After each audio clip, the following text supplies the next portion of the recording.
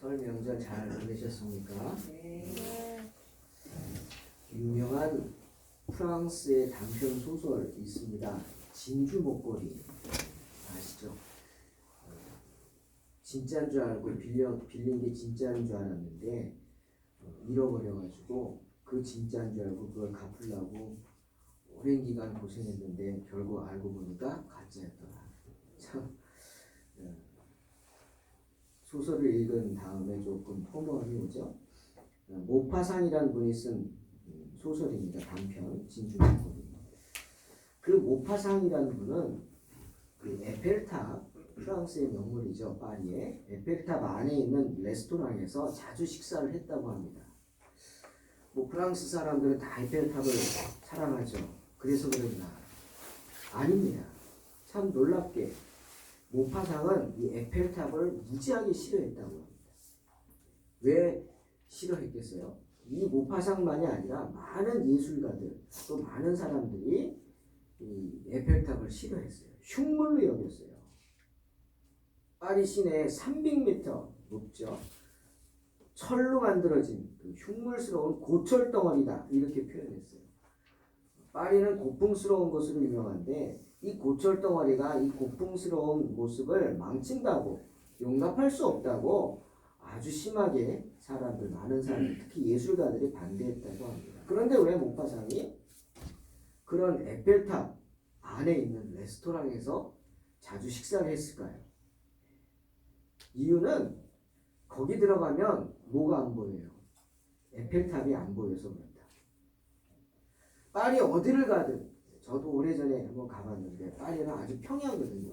시내가. 거기서 이 에펠탑 300m가 있는 거 안 보이는 데가 없어요. 어디 가도. 그러니까 어느 식당에 가도 다 보인단 말이죠. 그러니까 그거 보기 싫어가지고 거꾸로 에펠탑에 가서 밥을 먹었다는 거예요. 그 에펠탑 보기 싫어서. 참 역설적인 얘기입니다.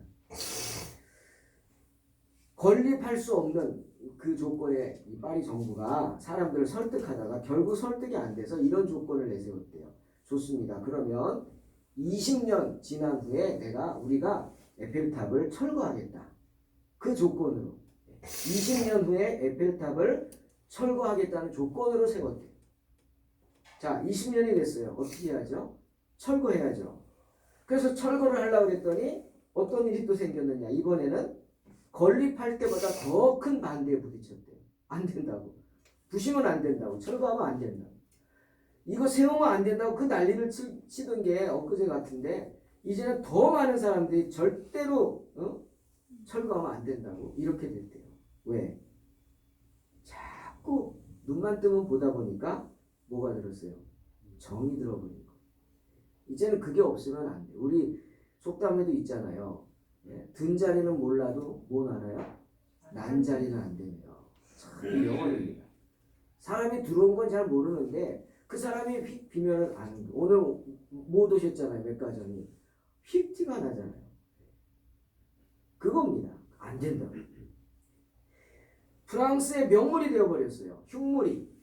20년의 그 인내가 진짜 없었으면 좋겠다. 그랬던 그 에펠탑을 소중한 유산으로 만들어버렸다. 아주 유명한 이야기입니다. 사랑하는 성도 여러분. 무엇이든지 조금만 참고 조금만 이해하고 더 기다려줄 줄 아는 사람이 되시기를 바랍니다. 에펠탑과 같이 그렇게 되면 모든 것들이 내게 소중한 존재가 된다는 이야기죠. 지금 당장은 내게 아주 거슬러요. 저게 뭐야? 싫다. 정말 보는 것 자체가 고역이다. 저 사람 만나는 것 자체가 싫다. 그렇게 느껴질 수 있죠. 그러나 조금 더 인내를 가지고 바라봐야 돼요. 어떻게 안 보겠어요? 있는데. 그렇죠? 사람 관계도 마찬가지. 어떻게 안 만나고 살면 되지만 어떻게 안 만납니까? 또 만나야 되잖아요. 그렇게 인내를 가지고 바라보다 보면 더 사랑하게 될지도 모른다 말입니다. 그렇게 싫던 것이 내게 가장 귀한 존재가 될 수도 있다는 말입니다. 설교 준비를 하다 보니까 공자가 이런 말씀을 하셨다고 해요. 참 와닿는 말입니다. 모든 것은 제 각기 아름다움을 지니고 있습니다. 그렇죠. 모든 것은 다 아름다움이 있어요. 그러나 그 아름다움을 모든 이가 그것을 볼 수 있는 건 아닙니다. 맞는 거예요. 모든 사람에게 아름다움이 있지만 모든 사람이 그 아름다움을 볼 수 있는 건 아니에요. 우리 그런 거 많이 느끼죠. 보는 것만 그런 게 아니에요. 먹는 것도 마찬가지예요. 아, 나는 별론데 정말 맛있다고 난리를 칩니다. 그죠? 정말 맛있다고. 그래서 먹어보면 어때요? 나는 별로예요. 나는 별로예요. 그런 부분들이 많아요. 그거 똑같은 거죠. 정말 아름다운데 어떤 사람은 그게 아름답지 않은 거예요. 마가복음 9장 40절에서 주님이 이런 말씀하셨어요. 우리를 반대하지 않는 자는 우리를 위하는 자라. 뭐라고요? 우리를 반대하지 않는 자는 어떤 자? 우리를 위하는 자라. 이 말씀의 의미가 뭡니까? 이해하라는 거예요. 대놓고 싫다고 그러지 않으면 이해하라는 거예요. 참으라는 거예요. 받아주라는 거예요. 인내하라는 거예요. 넓은 마음으로 포용하라는 거죠. 여러분, 사람들이 왜 바다를 좋아하는지 아시나요? 여러분도 바다 좋아하시죠? 바다가 무섭기도 하지만 정말 바라만 보면 마음이 뻥 뚫리는 것 같이 좋죠. 왜 그렇습니까? 바다는요, 모든 것을 다 포용합니다. 그죠? 여러분, 쓰레기 던져보세요. 바다는요, 그 쓰레기도 가져갑니다. 비록 바다 밑바닥이 쓰레기창이 되더라도 그 우리가 던진 쓰레기를 바다는 가져갑니다. 그게 바다예요. 아무리 애들이 모래밭에서 난리를 쳐놔도요, 한번 쓱 하고 파다고 하면 어떻게 해요? 파도가 휙 하고 지나가면 다시 깨끗해집니다. 세상에 더러운 것들이 다 어디로 흘러갑니까 지금? 흘러서 바다로 가요. 다 바다로 갑니다. 그래도 바다는 그 더러운 것들을 아무 말도 하지 않고 어떻게 해요? 품어줍니다. 그래서 소금물로 깨끗하게 정화시켜줍니다. 그래서 다시금 우리에게 돌려주죠. 신선한 비로 다시금 우리에게 돌려주는 게 바다입니다. 사랑하는 성도 여러분, 세상에 그 많은 사람들이 어떻게 나와 같을 수가 있을까요? 쌍둥이라고 같습니까? 일란성 쌍둥이. 바로 몇 초 차이로 나온 거 아닙니까? 같아요? 다르잖아요. 성경에 나오는 야곱과 에서 보세요. 야곱이 에서의 발꿈치를 붙잡고 나왔어요. 같이. 따로 나온 것도 아니에요. 같이 딸려 나왔단 말이에요. 발꿈치 잡고. 근데 같습니까? 너무 다르죠. 야곱과 에서는 너무나 다릅니다. 성경에 나오죠. 에서는 들사람이에요. 그냥 거칠고 사냥하러 다니고 이리저리 쏘다니고 막. 근데 성경은 야곱을 뭐라 그래요? 조용한 사람이다. 조용하다는 게 뭐예요? 그냥 집에서 안 나가는 사람이에요. 책상 앞에 앉아서 책만 보는 사람이다. 그런 뜻이죠. 세상의 많은 다름 속에서 조금이라도 나와 같은 점을 찾을 수 있다면 그 찾아서 그것과 함께하는 것이 바로 저와 여러분의 사명, 우리 성도들의 사명인 줄로 믿으시기를 주의 이름으로 축원합니다. 왜? 아무리 부족해도 아무리 달라도 우리 모두 주님 안에서 한 형제요 자매죠. 어떤 한? 생각이 같은 한, 목표가 같은 한, 목적이 같은 한 우리는 형제와 자매라는 거예요. 우리 동탄에 목사님들이 여러 분이 모여서 전도합니다. 한 10분 정도가 모여서 이제 수요일마다 이렇게 돌아가면서 전도하는 모이고 가고. 저보고도 같이 하자 그래요. 근데 저도 같이 하고 싶은 마음이 조금 있었는데 생각해 보니까 안 되겠어요. 저는 그래서 같이 하지 않아요. 그냥 혼자 전도하러 갈 때는 혼자 가요. 왜 그러느냐? 뭐 그분들이 싫어서 그런 거 아니에요. 친한 분들이에요. 제가 또 속한 곳이 있고 또 노예도 일도 하고 그러니까 비는 시간이 이렇게 약속을 했다가 못 가는 시간들이 많잖아요. 같이 할 수 없는 시간. 그러면 뭡니까? 나는 도움받고 나는 못 도와주고 미안하잖아요. 그래서 실은 참여하지 못하는 것도 있어요. 그렇다고 다릅니까? 저랑? 그건 아니에요. 그건 아니죠. 방법이 다른 거죠. 저는 함께 하지 못하지만 저도 전도합니다. 혼자지만 이 다를 뿐이에요. 그렇다고 적군은 아니란 말이죠. 근데 우리는 자꾸 그런 마음이에요. 나랑 함께하자. 싫으면 안 하는 거예요. 한 예가 마가복음 9장에 나와요. 요한이 그러니까 예수님 일행이 가버나움에 갔어요. 가버나움에 주님 계시고 요한이 다른 제자들하고 전도하러 나갑니다. 마을로 막 전도하러 가고 또 먹을 거 구하러 갔겠죠? 그런데 깜짝 놀랐어요. 왜? 어떤 사람이 귀신을 쫓는 거예요. 누구 이름으로? 예수의 이름. 아니 자기들하고 함께하지 않잖아요. 자기 제자도 아니에요. 예수님 제자도 아니에요. 같이 다니지 않으니까. 그런데 어떤 사람이 예수의 이름으로 귀신을 쫓는 거예요. 요한이 깜짝 놀랐죠. 그래가지고 막 가가지고 와 함께하자. 우리를 따라오라고. 예수님하고 함께하자고 막 그랬어요. 그랬더니 어떤 이유인지 모르지만 이 사람이 따르지 않았어요. 이유는 몰라요. 성경이 안 나오니까. 따르지 않았어요. 그러자 요한이 어떻게 했어요? 요한이 성격이 불같잖아요. 야고보하고 요한. 그래서 주님이 항상 데리고 다닌 거 아니에요. 베드로, 야고보, 요한만 데리고 다녔죠. 왜? 이 사람들 안 데리고 다니면 사고 칠 것 같으니까 데리고 다닌 거예요. 실은. 성격이 불같죠. 여기도 나타나요. 너 안 따라오려면 귀신 쫓지 마 그랬어요. 예수 이름으로 귀신 쫓지 마. 우리를 따르지도 않았고 왜 예수님 이름으로 귀신 쫓냐고. 쫓지 말라고. 그렇게 그냥 막 혼찌검을 낸 거죠. 그리고는 와서 주님 앞에서 자랑스럽게 얘기하는 거예요. 주님, 제가 마을에 갔는데 어떤 사람이 주님 이름으로 귀신을 쫓더라고요. 따라오라 같이 하자 그랬더니 싫다고 하더라고요. 그래가지고 혼냈습니다. 다시는 예수 이름으로 귀신 쫓지 말라. 여러분 어떻게 생각하세요? 잘했나요? 잘못했나요?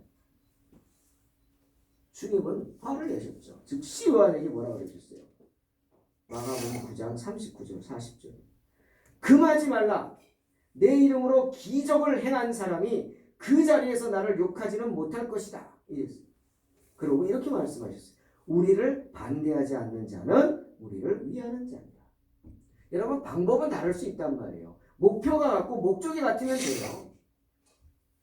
하나님의 영광을 위해서 한 영혼을 구원하기 위해서 힘쓰는 일에 나와 똑같을 수는 없는 거예요. 그죠? 방법이 좀 다르다고 해서 적군입니까? 아니잖아요.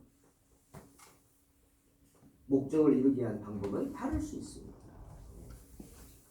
그렇다고 해서 전도를 못하게 한다? 요한은 그런 짓을 한 거예요. 그러니 주님의 마음이 어떠셨겠어요? 주님의 일을 하면서 그렇게 편협된 사고를 가지고 있다면 어떻게 하나가 되겠어요? 주님은 화평케 하는 자가 되라고 그랬죠. 그리고 어떻게 화평합니까? 맨날 싸우지. 복음 전파, 영혼 구원, 같은 목적을 가진 사람들끼리는 서로 싸우면 안 돼요. 비난하지도 말아야 돼요. 특히 나뉘지 말아야 합니다. 그런데 오늘 고린도 교회에 어떤 문제가 생겼어요?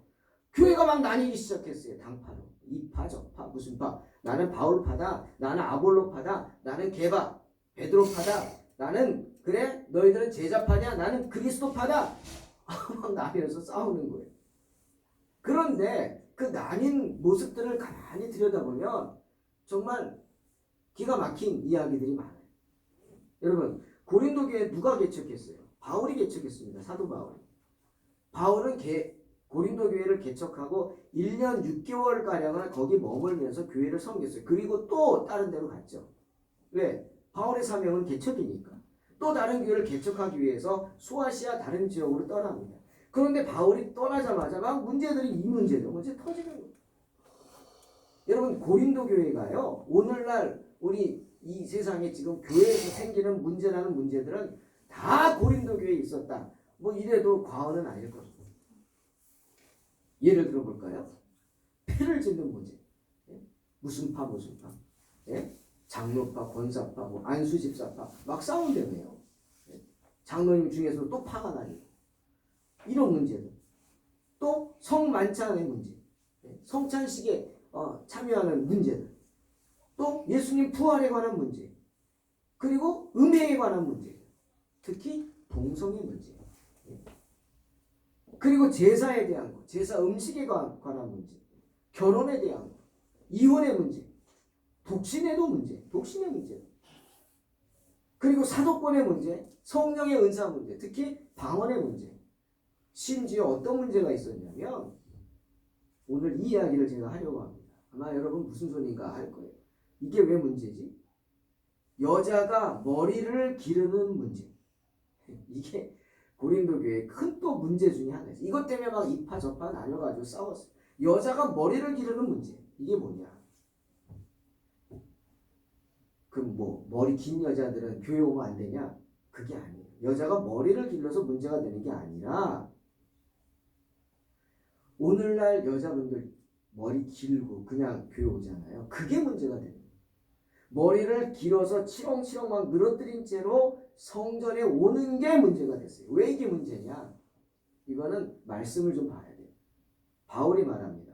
여자가 머리에 무엇인가 쓰지 않고 기도하고 예언을 하는 건 문제다. 거꾸로 남자가 머리에 무언가를 쓰고 기도하는 것도 문제다. 또 오늘 우리 모자 쓴 청년들도 있는데 저는 뭐 얘기 안 해요. 본인들이 깨달으면 그렇지만 교회에 와서 모자 쓰는 건 아니라는 거예요. 남자는. 바울이 지금 얘기하는 게 이것 때문에 자꾸 얘기하는 거예요. 모자를 벗으라. 왜 서양 사람들도 보면은 어디 들어가면 모자 벗잖아요. 이게 뭡니까? 상대방에 대한 예의 이런 거거든요. 하나님 앞에서의 어떤 예의나 이런 문제거든. 모자 왜 썼냐면 머리 안 감아서 썼대요. 우리 다 그러잖아요. 그럼 뭐 아무 말도 안 하죠. 지금 뭐 그렇게 따지지 않으니까. 하지만 이 시대는 이게 큰 문제가 되는 거예요. 특히 여자가 머리를 가리지 않는 문제. 그 이유는 이겁니다. 성경에서 말합니다. 남자의 머리는 누구냐? 그리스도입니다. 때문에 남자가 머리를 가리는 게 무슨 의미냐? 그리스도의 영광을 가리는 거예요. 그래서 남자는 예배당에서 머리를 가리면 안 된다는 거예요. 또 여자는 뭐가 문제나? 여자는 남자의 영광이에요. 여자의 머리는 누구예요? 남자예요. 뭐 성차별 뭐 그런 거 따지지 마세요. 성경대로 하는 거예요. 여자의 머리는 남자예요. 성경에서. 그리고 여자가 머리에 쓴 것을 벗어버리는 게 왜 문제냐? 남자의 영광을 벗어버리는 거예요.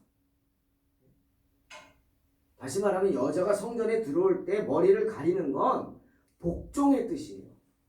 남자한테 복종한다? 아, 그거 아니에요. 그렇게 남자를 생각하면 안 돼요. 남자가 아니라 하나님의 뜻에 복종한다는 거예요. 왜? 하나님의 에덴 동산에서 그렇게 하셨거든요. 여러분, 하와가 선악과를 따먹은 다음에 창세기 3장 16절에 하나님으로부터 3가지 벌을 받았어요. 예? 좋든 싫든 하나님께 3가지 벌 받았어요. 뭐냐? 첫째, 임신의 고통이에요. 임신의 고통. 둘째, 해산의 수고예요. 예? 아이들 낳으신 분들은 알죠. 그리고 세 번째가 뭐냐? 남편을 갈망하는 고통. 남편을 갈망하고 남편에게 매이는 거예요. 그래서 남편의 다스림을 받을지어다. 이게 하나님의 말씀이에요. 너는 남편에게 매이고 남편을 갈망하게 될 것이고 남편의 다스림을 받을 것이다. 이게 하와에게 내려진 세 번째 벌이었어요. 그 하나님의 뜻에 복종하는 뜻이 표가 바로 머리를 가리는 거였어요. 모자를 쓰는 거라고요. 그런데 그걸 안 한다? 안 쓰고 길게 들이뜨리고 성전에 와서 막 기도하다가 막 머리 이럴 거 아니에요. 예언한다? 이게 문제가 됐다는 거예요. 왜? 불순종이다. 여자가 머리를 기르는 문제. 즉 머리를 기르는 게 아니라 가리지 않는 문제. 불순종이에요. 그게 다툼의 원인이 된 거예요. 너는 하나님의 말씀에 복종하지도 않고 불순종하면서 무슨 기도한다고 하느냐? 무슨 예언을 한다고 하느냐? 너는 잘못됐다. 나가라. 막. 싸움이 난 거죠. 명분이 있잖아요. 성경이 있으니까. 모자를 쓰지 않는다. 여자의 영광인 남성을 버리겠다. 그 뜻이고 결국 남편의 다스림을 받을지어다 하는 말씀에 주의 말씀에 불순종하겠다는 대놓고 반항하는 거다. 이렇게 생각되는 거예요. 그러니 안 된다. 근데 또 한편에서는 그래요. 지금이 어떤 시대인데 아마 목사님이 이러면 지금 그럴 거예요. 저 목사는 지금 어떤 시대인데 저런 말을 해요. 여자가 남자의 종이냐? 노예냐? 막 남자가 폭군이냐? 막 그렇겠죠. 당연합니다. 하지만 잘 생각해 보면 정말 하나님의 말씀을 생각하는 분들이 보면 예민한 문제죠. 그래서 서로 패를 갈라서 비난하고 막 싸우는 거예요. 그런데 그렇게 싸우기보다는 서로의 입장을 이해해 주어야 할 문제 아닙니까? 때문에 바울은 먼저 남자와 여자의 구분을 확실하게 얘기합니다. 자, 남자가 여자를 위하여 지음을 받지 아니했다. 또 여자가 남자를 위하여 지음을 받은 것이다. 이게 성경의 말씀. 남자는 여자를 위해 지음받은 게 아니야. 거꾸로 여자가 남자를 위해 지음받은 거예요. 이게 성경의 질서예요. 그렇지 않습니까? 아담은 뭘로 만들었어요? 하나님이 흙으로 만들었어요. 하와는 뭘로 만들었어요? 아담 잠자게 하고 아담의 갈비뼈를 하나님이 하나 빼가지고 하와를 만들었어요. 누구를 위해서? 아담이 홀로 독처하는 게 좋지 못해서. 이게 하나님의 뜻이에요. 그러니 결국 하와는 누구 때문에 만들어진 거예요? 아담이 홀로 독처하는 게 좋지 못해서 만든 존재예요. 하지만 거기서 또 이런 생각할 수 있어요. 다르네. 남자는 흙인데 여자는 뭐예요? 뼈예요. 남자는 철이나 이런 흙덩어리인데 여자는 뼈, 인이란 말이에요. 존재가 다르죠. 고차원적이다. 뭐 이런 얘기도 합니다. 어떤 여자 목사님 그러더라고요. 그래서 제가 그랬어요. 맞다고. 남자보다 여자가 더 고등 존재다고 내가 그랬더니 막 박수 치더라고. 인정할 건 인정하죠. 왜? 성분이 더 한 단계 위 아닙니까? 그러니까 남자는 못하는 거 여자는 하잖아요. 뭐예요? 귀한 생명을 잉태하잖아요. 남자는 못해요. 아무리 잘났다 그래봤자 애기도 못 낳는 게 남자예요. 하지만 그래도 분명한 것은 하나님이 세우신 남자와 여자의 구분이 있다는 거예요. 그런데 모자를 안 쓴다? 머리를 기르고 들어온다? 이거는 남자가 되겠다. 남자와 같이 되겠다. 이 뜻입니다. 하나님이 세운 질서를 깨겠다는 말이에요. 평소에는 상관없어요. 예배당에 올 때가 문제인 거예요. 여자가 머리칼 자연스럽게 길러가지고 길게 덮는 거 얼마나 아름답습니까? 자기들 영광이죠. 하지만 주님 앞에 설 때는 달라야 한다는 거예요. 기도할 때는 모자를 써야 한다는 거예요. 그런 이유죠. 하지만 바울은 또 이렇게 말합니다. 그런 주장들이 너무 지나치게 내세워지지 않기를 원한다. 주의를 줍니다. 그런 거 갖고 패를 갈라가지고 교회를 시끄럽게 하고 싸울 필요가 없단 말이에요. 쓸데없는 거란 말이에요. 그런 싸움은. 예? 노예와 폭군이다. 뭐 이런 종속관계가 아니란 말이에요. 그런 건. 예? 또 여성이 더 고등존재다. 드러내기 위해 만들어진 것도 아니라는 거예요. 그 모든 건 질서라는 거예요. 하나님의 질서. 성전에 들어올 때 여자가 모자를 씀으로써 야 내가 왜 모자를 써야 되지? 라고 생각하라는 거예요. 아하 하와가 뱀의 유혹을 받았구나. 더 연약한 존재죠. 바울도 말하죠. 여자는 연약한 그릇이라고. 더 연약한 그릇임을 알고 베드로전서 3장 7절 남편들아 이와 같이 지식을 따라 너희 아내와 동거하고 그를 더 연약한 그릇이 또 생명의 은혜를 함께 이어받을 자로 알아 귀히 여기라. 이는 너희 기도가 막히지 않게 하려 합니다. 여자들의 마음을 아프게 하면 기도가 막힌단 말이에요. 존재, 귀한 존재. 그걸 받아들이는 말이 여자들이 나는 연약하다. 나는 유혹에 약하다. 나는 유혹이 훨씬 약해서 뱀이 하와에게 접근하고 하와가 뱀의 유혹을 받은 거예요. 그걸 알라는 거예요. 그 의미지 차별하는 의미가 아니야. 사랑하는 성도 여러분, 서로의 입장을 조금만 이해하면 싸울 이유가 없고요. 문제될 것이 없습니다. 아니 나뉠 필요가 없는 거예요. 모자를 안 쓰고 왔다? 뭔가 이유가 있나 보다. 그게 막 싸울 이유는 아니라는 거죠. 그게 이단은 아니잖아요. 저도 그래요. 막 이것저것 싸울 때 항상 제가 묻습니다. 그게 이단의 거리입니까? 묻습니다. 그게 이단이냐? 그게 이단이냐고. 지금 뭐 동탄에도 어떤 목사님 뭐 삼위일체를 가지고 막 왈가불가 하는 분이 있어요. 그래서 다들 막 뭐라 그래요. 그래서 삼위일체를 부인하는 건 문제죠. 우리는 부인하면 안 되죠. 삼위는 하나니까. 근데 자꾸 그러면서 사람을 죽이려고 하면 또 안 되겠죠. 그렇죠? 목사 하나 되는 게 얼마나 힘든데. 그게 이단의 꺼리가 되는지를 보자고 제가. 이단의 거리가 되면은 경고하고 다시금 돌아오게 할 것이요. 그게 안 되면 그때 가서는 같이 치리를 해야겠지만 여러분 항상 서로의 입장을 조금만 이해하면서 들여다보면서 싸울 필요 없어요. 나뉠 필요 없다는 거예요. 고린도지요. 한번 그 지역을 생각해 보세요. 이분들이 왜 이렇게 됐나 들여다보니까 고린도는 지금의 그리스입니다. 그리스의 고대 국가 중 아주 큰 도시 국가예요. 기원전 400년에 인구가 9만 명이었대요. 그때 당시에. 그 엄청나게 큰 도시죠. 그리고 거기는 그리스 로마의 그 아폴로신 나오죠. 그 사원이 있습니다. 우리로 말하면 성경에 아세라 여신 있죠. 네. 풍요의 여신. 그 신전의 본거지가 고린도입니다. 많은 사원이 있고요. 특히 아세라 신전은요. 여사제들이 많아요. 여성 신이니까. 그 여사제들이 남자들을 막 유혹합니다. 사원으로. 그래서 죄짓게 만들어요. 심지어는 그 사원에 여사제를 중심으로 한 공창이 있었어요. 공창이 뭡니까? 창녀들이란 말이에요. 공적으로 인정된 창녀들이 사제예요. 여자 사제들. 그러니 남자들이 얼마나 유혹을 받았겠어요. 얼마나 그 고린도 지역이 문란했겠어요.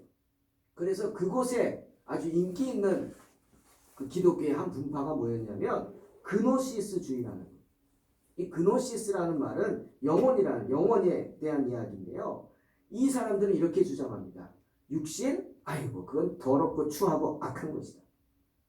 영혼은 깨끗한 것이다. 영혼은 깨끗하지만 우리 육신은 원래부터 흙으로 만들었지 않냐. 더럽고 추하고 악하고 결국 성경에 흙으로 돌아간다고 그랬지. 흙으로 가면 아주 더러운 거야. 그 상관없어. 육신은 버려도 돼. 영혼만 깨끗하면 영혼만 구원받으면 돼. 이게 그들의 주장입니다. 이걸 조금 더 해석하면 뭐냐면 육신적으로는 물란해도 된단 말이에요. 영혼만 깨끗하면 천국 간다. 완전 이단이죠. 아닙니다, 여러분. 그러니 그런 고린도 지역에서 교회에서 성도들이 믿음을 지킨다는 게 얼마나 힘들었겠어요. 예? 아름다운 여인들이 막 사방에서 자기를 유혹하는데 남자들은 또 외형적인 존재잖아요. 조그만 자국에도 민감하고 정말 힘들었을 겁니다. 그러니 서로 파가 나뉘어서 막 이것저것 싸우는 거예요. 이 그노시스가 사람을 아주 그냥 참 힘들게 만드는 거죠. 육신은 원래 그런 거야. 이 소식이 바울에게 고린도 교회 집사인 글로에를 통해서 전해집니다. 그때 에베소 개척을 하고 있었어요. 전화가 있습니까? 편지가 있습니까? 무조건 인편이죠. 이 글로에라는 사람이 좀 돈이 많은 사람이었어요. 고린도 지역에서 무역업을 하는 상당히 부유한 사람이었대요. 여신도인데요. 그래가지고 그 부유한 그 재산도 있고 그러니까 사람도 막 주고받고 하고 또 그 많은 지역에 무역업을 하는 자기 그 지사들이 있을 거 아니에요. 우리로 말하면 그 사람들을 통해서 자주 소식을 전했어요. 하지만 바울은 고린도를 갈 수가 없어요. 에베소를 지켜야 돼서. 그래서 할 수 없이 바울이 선택한 방법이 뭐예요?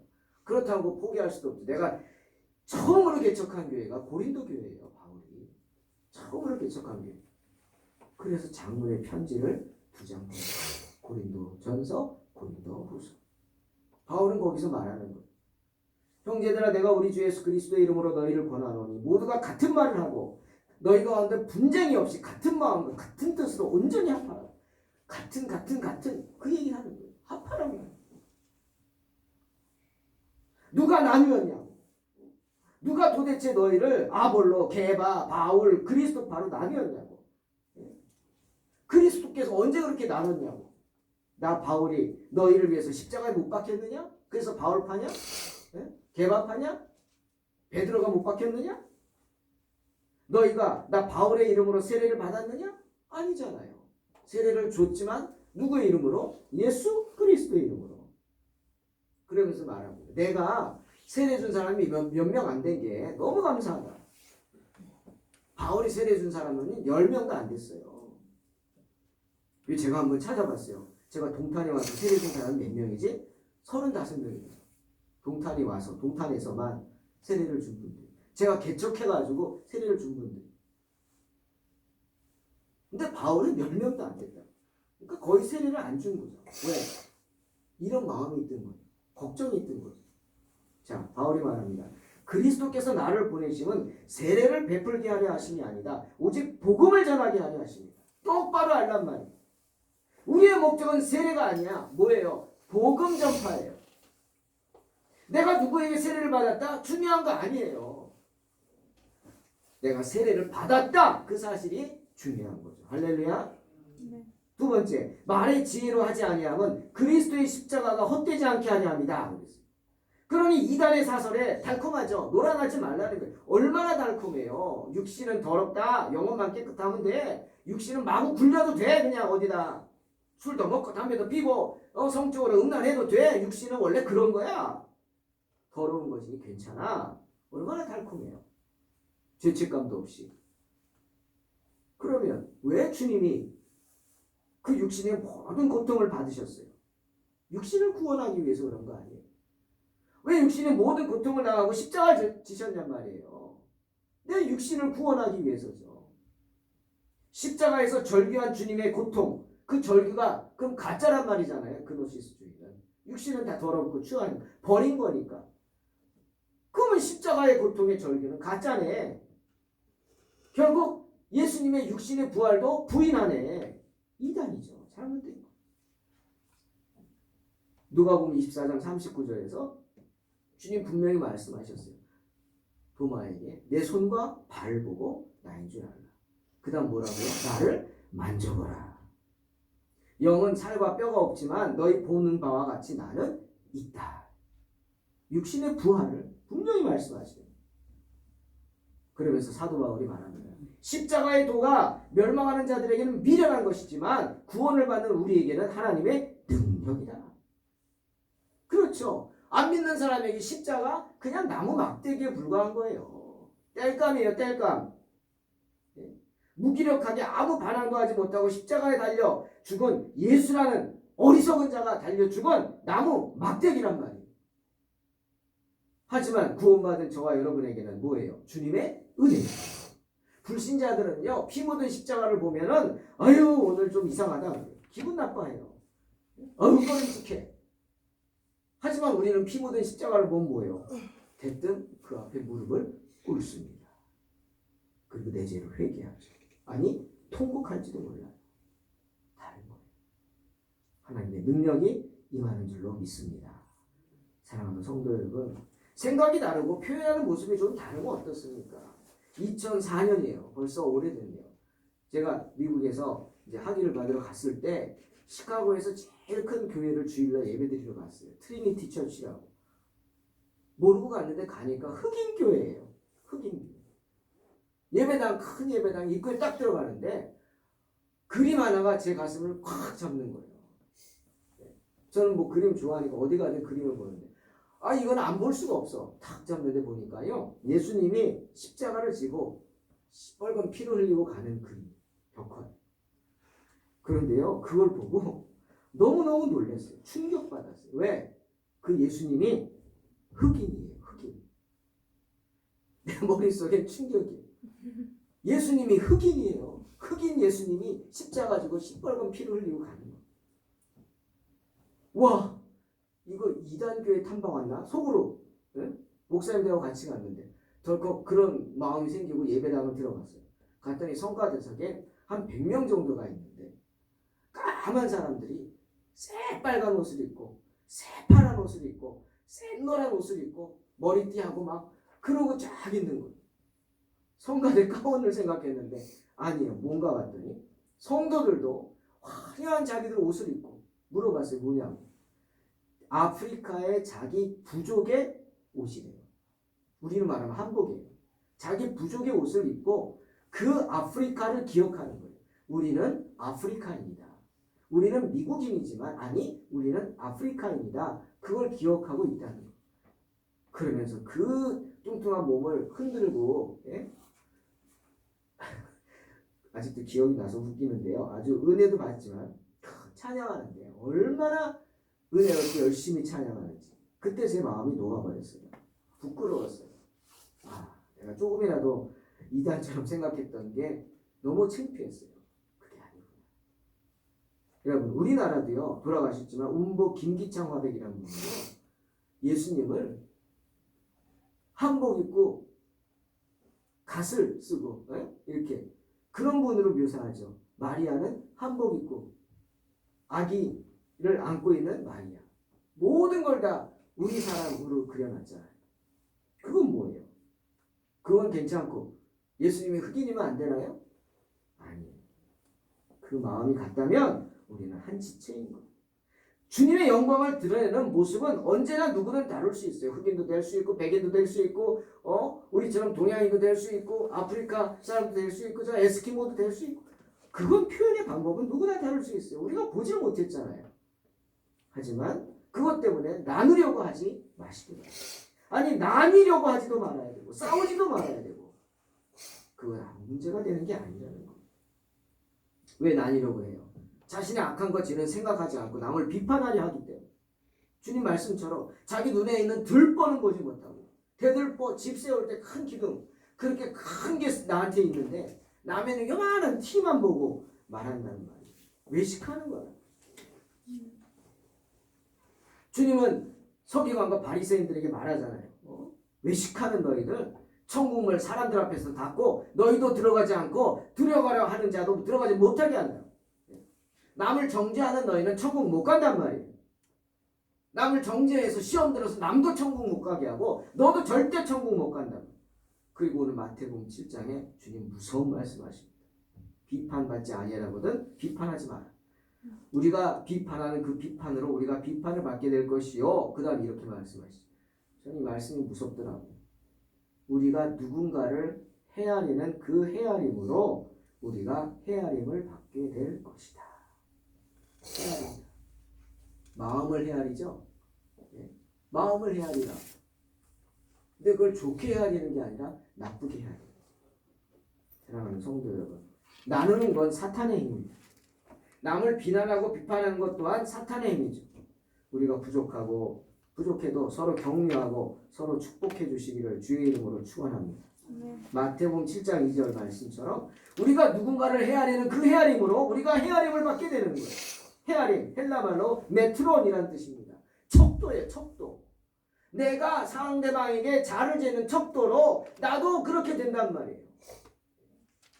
1 플러스 1은 얼마입니까? 오늘 설교 제목. 귀요미? 아니에요. 1 플러스 1은 2예요. 2. 물론 나와 하나님의 관계에서 1 플러스 1은 2가 아닙니다. 100도 될 수 있고 1000도 될 수 있고 만도 될 수 있어요. 할렐루야. 왜? 주님 마태복음 8장 13절에서 내 믿음대로 될지어다 축복하셨기 때문에 믿음대로 됩니다. 1 플러스 1은 100, 1000만, 10만, 1000만 될 줄로 믿습니다. 하지만 하나님이 바라보시는 나와 다른 이웃과의 관계에서 1 플러스 1은 10도 아니고 100도 아니고 1000도 아니고 정확하게 얼마? 2입니다. 명심하세요. 내가 뿌린 대로 거두는 것. 우리가 헤아리는 그 헤아림으로 우리가 하나님 앞에서 헤아림을 받게 되는 줄로 믿으시기를 주의 이름으로 축원합니다. 여러분이 누군가를 자로 재면 하나님도 여러분을 자로 재십니다. 여러분이 누군가를 돈으로 재면 하나님도 여러분에게 세마자고 하십니다. 그래, 세마자.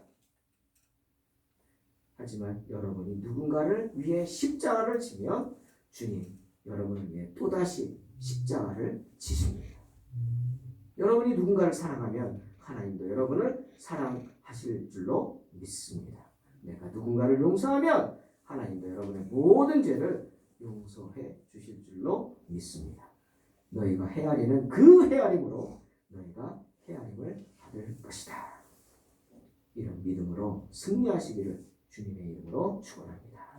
기도하겠습니다. 하나님 감사합니다. 하나님 오늘 저희들에게 정말 놀랍고도 무서운 말씀 주십니다. 너희가 헤아리는 그 헤아림으로 헤아림을 받게 될 것이다. 주님 부르시는 그날까지 이 말씀을 명심하고 묵상함으로 우리 자신을 돌아보게 하여 주시옵소서. 주님 앞에서 1 플러스 1은 10도 되고 100도 되고 1000도 되고 만도 되고 우리 믿음대로 될 줄로 믿습니다. 하지만 주님 앞에서 우리가 이웃과의 관계는 1 플러스 1은 정확히 2입니다. 헤아려지는 대로 헤아림을 받게 되는 줄로 믿습니다. 주님 믿음으로 모든 어려움을 이기게 하시고 정말 화평케 하는 자로 승리하게 하여 주시옵소서. 예수님의 이름으로 기도합니다.